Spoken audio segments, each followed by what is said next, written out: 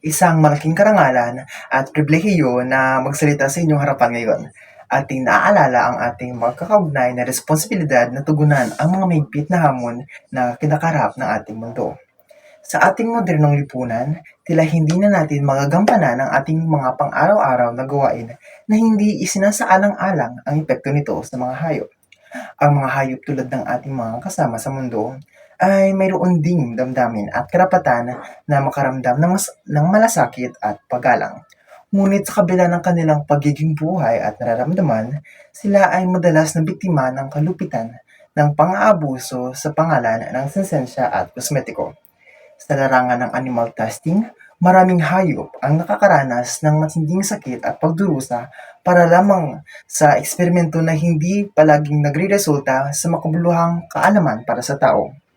Base sa aking research mula sa World Animal Foundation, brands gaya ng Olay, Pond's, Maybelline, Revlon at iba pa ay may ang mga cosmetic products na sinusubok ang mga hayop tulad ng mga kuneho at daga.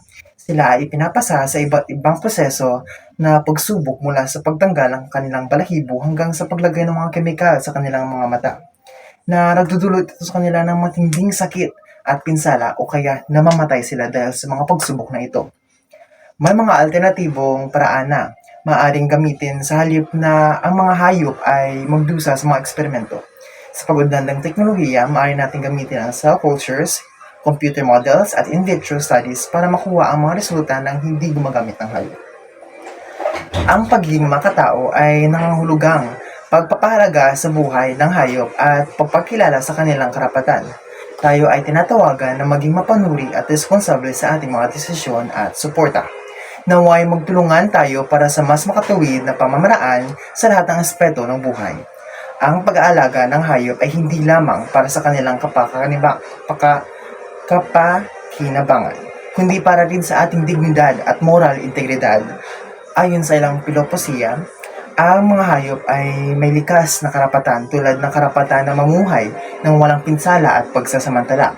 Sa utilitarianismo, itong pananaw na ito ay nakatuon sa pagbawas ng pagdurusa at pagpalakas ng kapakanan ng lahat ng may mga kakayahang makaramdam, kabilang ng mga hayop.